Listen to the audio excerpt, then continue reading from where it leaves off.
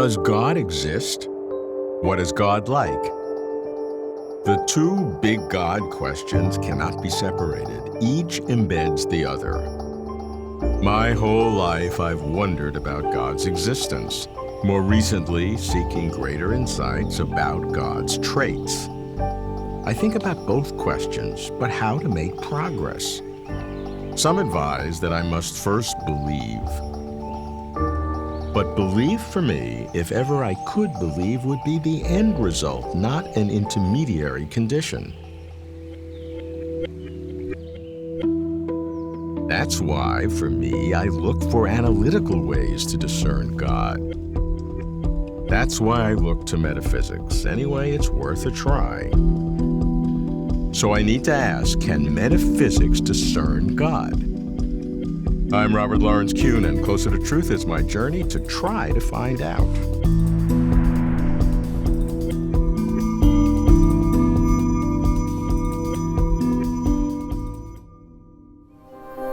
To get at God, here's why metaphysics is worth a try. Metaphysics uses pure reason to seek insights into the deepest features of existence. It doesn't depend on human emotions or individual testimonies. It respects science, but is not constrained by science. Metaphysics targets tight topics. In approaching questions of God, it can ignore claims of believers or cries of skeptics. I harbor no illusion that metaphysics can succeed. I just hope it can make progress. So, how does metaphysics work? And how does metaphysics focus on God? I go to Oxford, England, to ask a philosopher of religion who sets the standard for analytical arguments for and about God, Richard Swinburne. Richard, in trying to discern whether God exists, I always try to say, well, what is this God that I'm trying to know whether that God exists? Metaphysics is the part of philosophy that seeks to discern the most fundamental, most general principles about things. Can metaphysics apply to God? The claim that there is a God is a very big claim. It's a claim about something beyond science which is responsible for the whole world, something which creates the scientific order.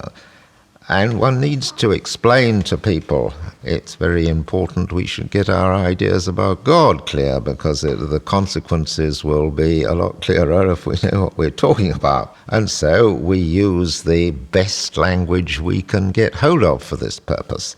And over the course of 3,000 years, philosophers have devised some useful technical terms for analyzing these things.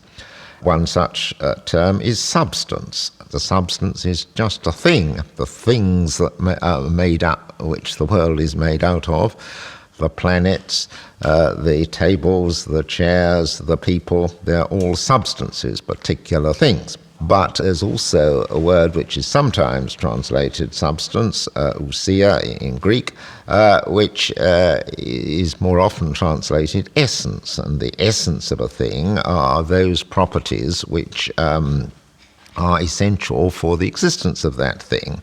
For example, part of the essence of a table is to occupy space. You can't have a table which doesn't take up space. It's part of the essence of a table to be a space occupier, and likewise it's part of the essence of a person to have beliefs and purposes.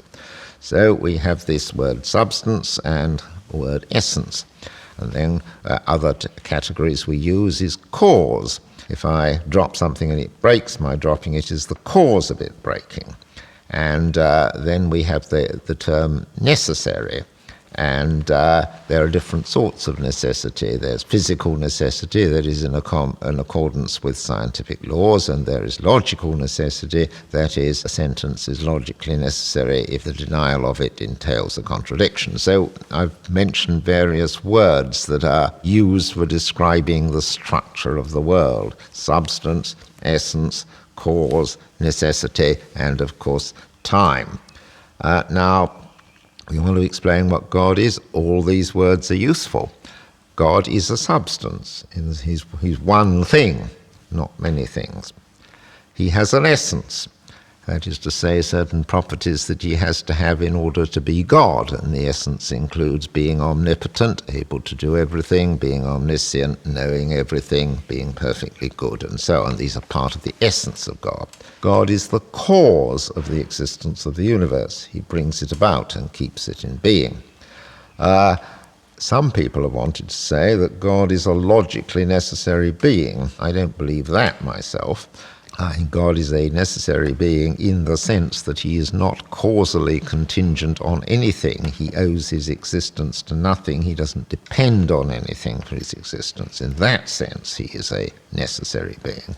And I think God exists in time. That is to say, he does one thing at one time and something else at another time. But of course, some theologians think he's outside time.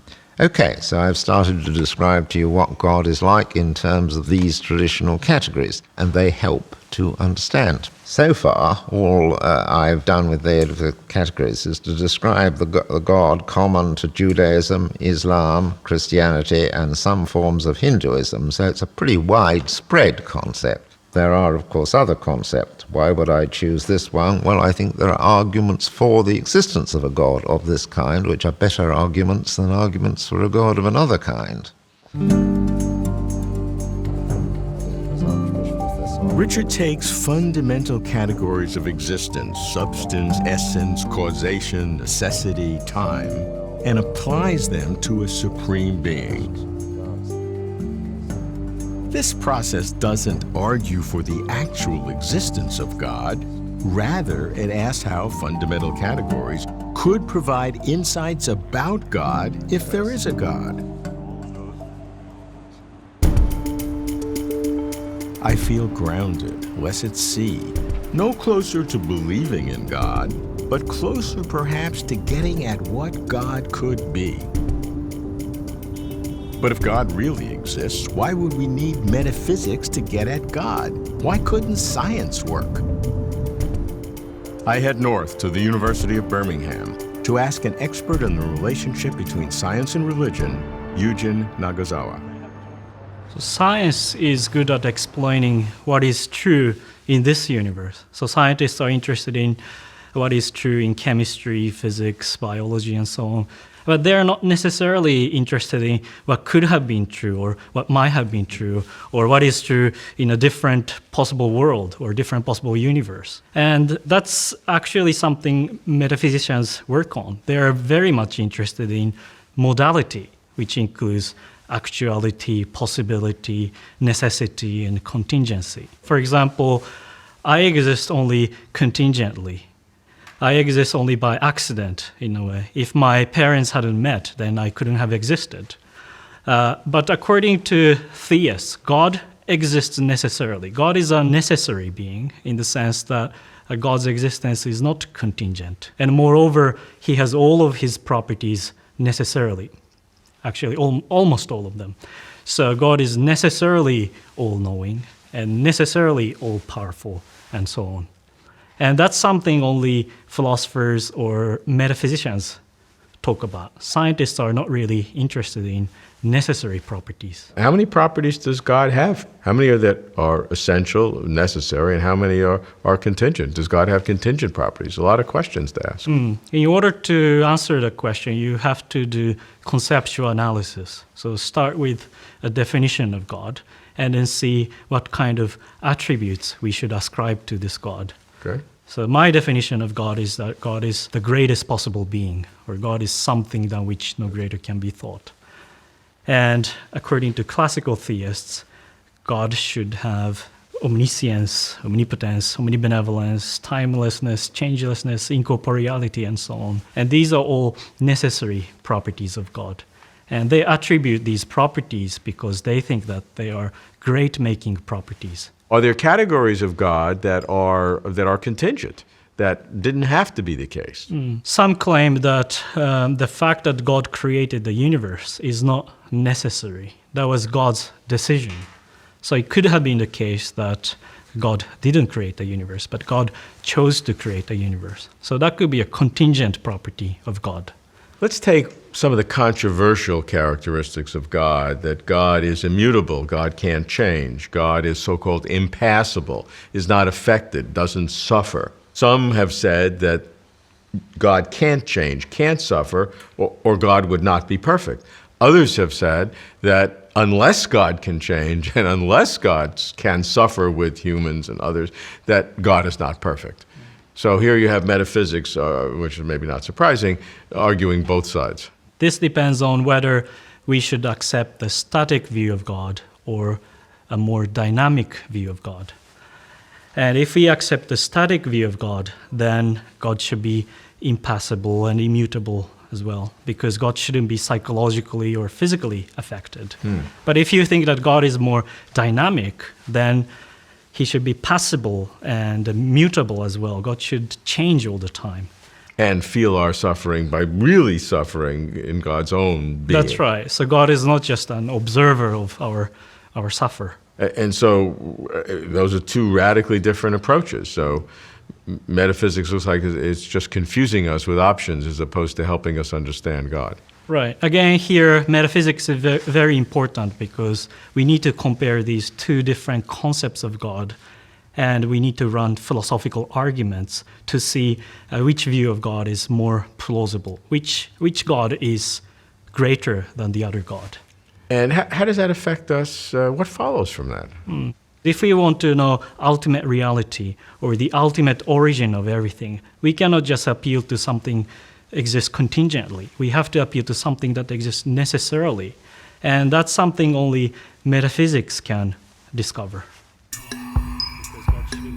Eugen argues that to deal with God, modality is key. Modality means states of being, actuality and possibility, necessity and contingency. And only metaphysics, not science, deals with modality. I'm pleased that science cannot deal with God, relieved actually. Because if science could and it hasn't, then there'd be no God. But that doesn't mean metaphysics is the answer. My second big God question concerns God's traits. Can metaphysics clarify how God's features would work and work together? I meet a philosopher who focuses on the metaphysics of perfect beings, Michael Almeida. Mike, I am occasionally criticized by trying to find God through intellectual means, philosophical, metaphysical, analytical, and that God is only found through faith and belief and hope and experience. I'm not denying that world of thinking, Sure. but I am asking the hard question, can metaphysics discern God? Or is metaphysics just a play toy for those of us who really haven't grown up? Yeah. Metaphysics does get us, I think, closer to what God is like, but it should be a little humbler discipline. And I think it is when it's practiced the right way. You say, look, there's things we can know. We can get some picture of what God is like, but not the full picture. So that kind of cuts both ways, right? Right. So what are some examples of that? I mean, what are some metaphysical techniques that can give insight into different aspects of God? Well, one of the things God has is omnipotence, and I think what metaphysicians can do is, focusing on this attribute of God, clarify it. What are the logical relations between being omnipotent and being omniscient? For example, just tracing it out. And once the metaphysician starts doing that, starts seeing the larger relations that have to hold, given this view about what God is like, you can come to some conclusions like, here's the received view of what he's like. Here's why he can't be that way. So the classic, why can't God make a rock that he is too heavy for him to lift? For example, it's a clever kind of question to ask. You think, wow, that does illuminate the notion of omnipotence in one way or another. What metaphysicists can do is say, here's one view you haven't considered, and now let's trace out what the implications of your view are and what the implications of my view are, and get to kind of the reasonable view, and that's the most you can hope for. Many scientists would say that there's been no real progress, people disagree all the time, shows that it is an intellectual exercise, but it's really medieval in character and basically should be banned. I think it's not true that there's no progress has been made, but Tim Williamson once said, he's a great Oxford philosopher, why is it difficult to make progress in these areas? Oh, that's a curious question. Because the problems are hard. That's why. We're dealing with a much more difficult problem with the nature of God. I mean, come on, what more difficult problem could there be?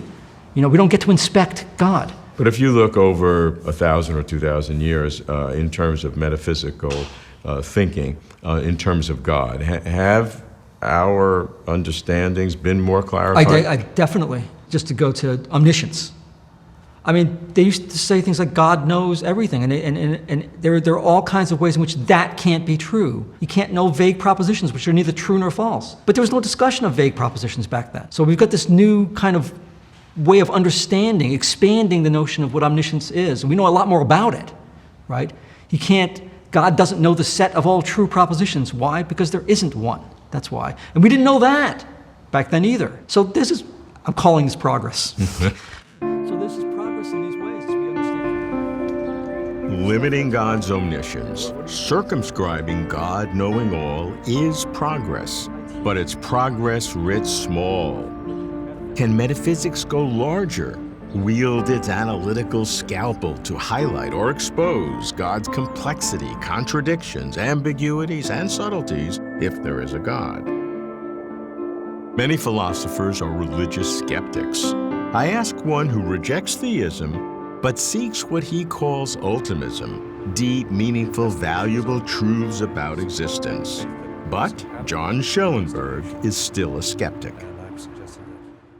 I have several arguments for a general religious skepticism. What that means is that I'm in doubt about whether there is or isn't an ultimate divine reality. Now, why be skeptical about that? Well, I've developed several what I call modes of religious skepticism. They start off with four basic modes, okay? I call them the subject mode, the object mode, retrospective mode, and prospective mode. The subject mode is about us. It's about all the ways in which we are subject to believing on unrepresentative evidence. By that I mean evidence that doesn't properly represent the total evidence.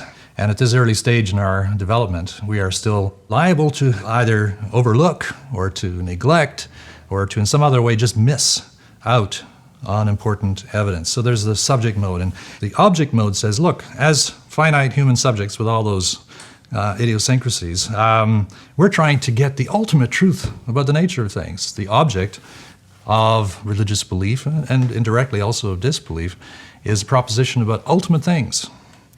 And it may be that the conceptions we have developed so far of an ultimate reality are just unable to properly characterize it. And so even if all of those turn out to be mistaken, as many people who are very negative about religion are inclined to say, it doesn't follow at all that there's no ultimate divine reality. Now, the third mode, the retrospective mode, looks into the past, and it says, well, how well have we done so far in inquiry about this object, about ultimate things? And the answer is not very well. And then furthermore, you have the prospective mode, which looks into the future and says, now how much might we yet come to know? Information that will progressively be, at least possibly, made known to human or perhaps other intelligent inquirers on our planet.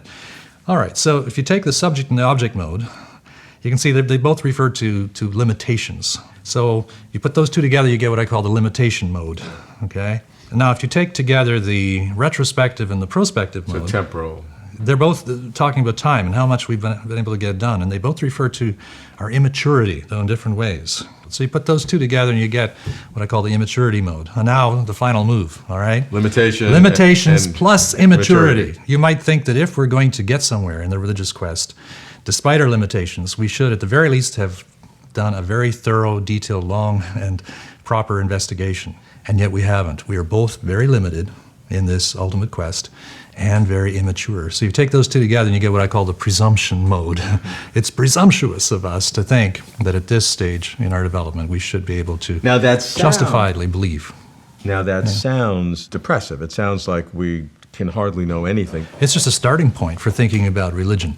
It gets us into the right frame of mind for possibly making progress, because I think this religious skepticism is perhaps going to open the door to new ways of being religious, even skeptical ways of being religious, which are appropriate to an early stage of development like our own. This skepticism, by the way, means that I'm also skeptical about naturalism, the view that nature is all there is, the view that reality is one single self-contained system structured by natural laws discoverable by science. The naturalist has had a lot of influence these days, and I think that the kind of religious skepticism that I'm advocating also shows that naturalistic belief is unjustified, because naturalism entails the denial of ultimism. John's skepticism offers a fresh perspective on ultimate reality. Seeing all the ways our knowledge is inadequate, it denies the certainty of both religion and naturalism. Skepticism seems a setback. Paradoxically, I feel more comfortable. I'm uncomfortable when struggling to know things that seem radically unknowable. Yet I waver. While I appreciate skepticism, I find myself skeptical about skepticism. I have an intuitive sense, which I cannot shake, that human beings can discern God, if there is a God, and discern no God, if there is no God. That's why I speak with Peter Van Inwagen, a leading metaphysician and a religious believer. How do Peter's metaphysics and his belief affect each other? I have to say that the relation between my belief in God and my work in pure metaphysics is very hard to discern. I don't think that, for example, a philosopher who knew nothing about my religious beliefs, who looked only at my papers on metaphysics, would be able to discern that I was a religious believer. When I talk about God in my philosophical work, it's usually as a piece of Christian apologetic. And that usually means somebody has attacked some aspect of the Christian faith, and I'm simply responding, using the intellectual skills that I have as a philosopher, to be sure, and mostly the attackers are philosophers themselves. But this is kind of like applied philosophy. I'm doing the apologetic in the service of God. It's a job, like passing out food at a food bank, but it's not where I'm really using the full resources of my mind. As you have gotten a greater understanding of the most general features of the world, and then sense and believe that that was created by God, what is this world? What is this world that God would have created? The world that I investigated, of course, is sort of the world as it would have to be no matter what. At least as far as I can see. Maybe it wouldn't have to have conscious beings in it, along with their free will and everything else. But what strikes me is that the world is very mysterious. There's an awful lot that I don't understand about it at all. And there's at least two ways of not understanding the world. There's the scientific way of not understanding what dark energy or dark matter is, or real puzzles like that. But then there are these puzzles that seem to lie right at the root of being. Some of them are due to human beings, these, as I believe, images of God in the world, and we could talk about free will, we could talk about the hard problem of consciousness. All these are just mysteries. How about the non-human mysteries? Well, some of them are important and some of them are less noticed. Everybody notes, I think, the mystery of the passage of time. Now, you might think that has something to do with human consciousness, but if you think that time would be passing if there were no human beings, then it doesn't entirely have to do with human consciousness. To me, the idea that time is passing is self-contradictory, and yet it has to be pointing at something true, something that we don't know how to say. That's one of the big mysteries. So these mysteries, these general feature mysteries, would exist almost no matter what. Everything must be intelligible, but that doesn't follow that everything must be intelligible to creatures with our particular set of mental capacities. Metaphysics will never discern God, but doing metaphysics enriches what it means to discern God. To me, that's not a paradox. That's progress. Here's what metaphysics can do. Recognizes the most general categories of existence: substance, essence, causation, modality, time. Understands modality, actuality and possibility, necessity and contingency. This is metaphysics, not science. Figures out how God's features could work together. Applies skepticism to all worldviews, challenging both religion and naturalism. Appreciates the great mysteries of existence: consciousness, free will, time, God. Why is there anything at all? Metaphysics is one way to partially discern God, if there is a God, or to partially dismiss God, if there is no God. That's better than it sounds. Getting closer to truth.